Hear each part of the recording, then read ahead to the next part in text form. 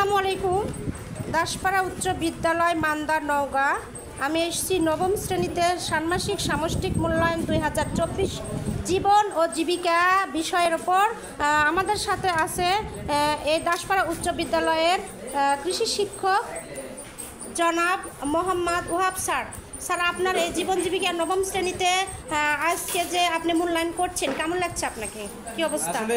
জীবন ও জীবিকা ষান্মাসিক সামষ্টিক মূল্যায়ন 2024 পরীক্ষায় স্বতঃস্ফূর্তভাবে ছেলে মেয়ে অংশগ্রহণ করছে এবং অংশগ্রহণ করে অনেক ভালোভাবে পরীক্ষা দিচ্ছে এবং তাদের মূল্যায়ন করতে অনেক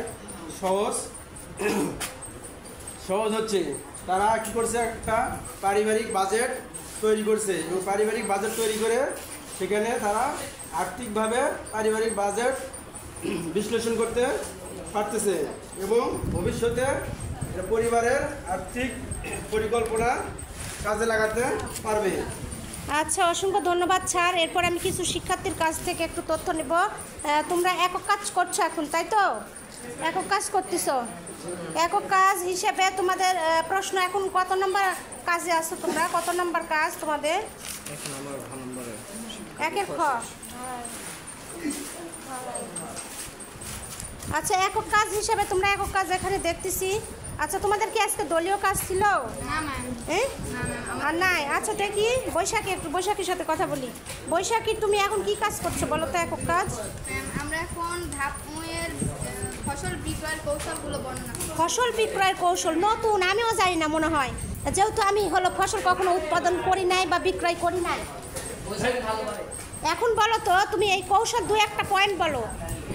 ম্যাম, অনলাইনে জমির ফসলের বিভিন্ন বিজ্ঞাপন দেবো যাতে ক্রেতাদের আরও আকৃষ্ট করতে পারি বা তারা মানে নতুন নতুন ফসলের ডিজাইন দেখে তারা আগ্রহী হয়। কোথায় পাওয়া যায় সেটা অনলাইনে যদি বলে তাহলে এটা প্রচার বেশি হবে আর কি। অ্যাডভার্টাইজ যদি করা হয় তাহলে প্রচারটা বেশি হবে।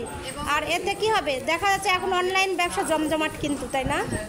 এইটা তাজা সবজি বিক্রি করবো যাতে ক্রেতাদের চাহিদা বাড়ে, যেহেতু টাটকা অনেকে পায় না, তাই না? বাসি। হ্যাঁ, সেটাই গ্রামগঞ্জ থেকে সরাসরি যদি দেওয়া যায় কাঁচামাল হিসেবে তাহলে খুব ভালো হয়। আচ্ছা, অসংখ্য ধন্যবাদ। এরপরে এই তোমার নাম পরিচয় বলো।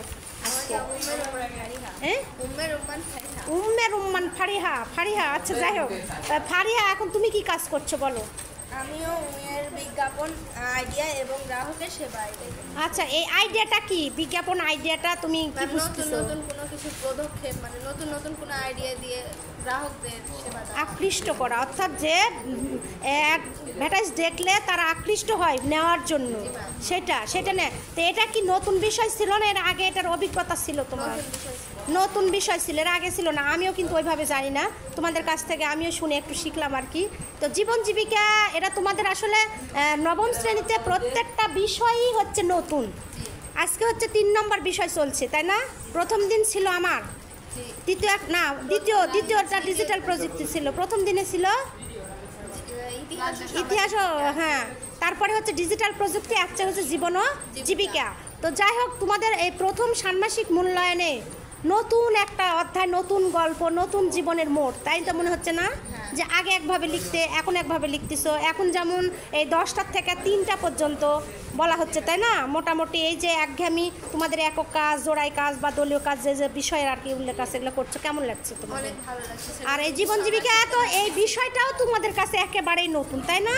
এর আগে তো কৃষি শিক্ষা হিসেবে আমরা সবাই একটু পড়াশোনা করেছি, কিন্তু জীবন ও জীবিকা এটা কিন্তু একেবারেই নতুন।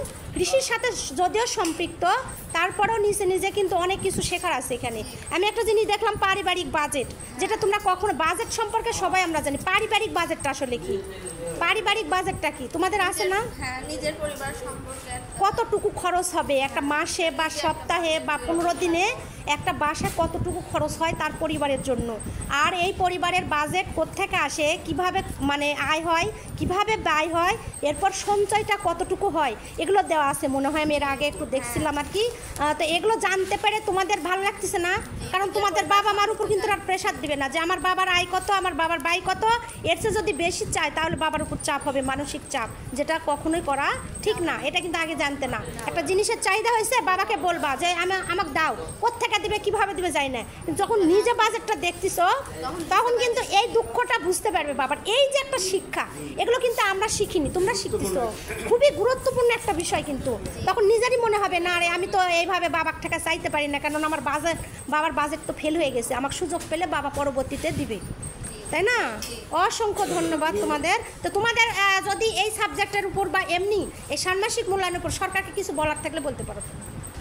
নতুন পড়াশোনা নিয়ে আমরা অনেক গর্বিত, আমাদের অনেক ভালো ভীতি দূর লাগছে। হয়েছে আসলে, যে পরীক্ষার যে ভীতিটা। নতুন নতুন সাবজেক্ট নিয়ে আমরা আর তোমরা কিন্তু প্রথম ব্যাচ, নবম শ্রেণীর তোমরা এসএসসিতে প্রথম ব্যাচ হিসেবে পরীক্ষা দিবা, তাই না? তো এটাও একটা কিন্তু গর্বের বিষয়, সারা জীবন মনে রাখার মতো, যে প্রথম ব্যাচ ক্যারিকুলামের প্রথম পরীক্ষার্থী হিসেবে তোমরা থাকবে, তাই না?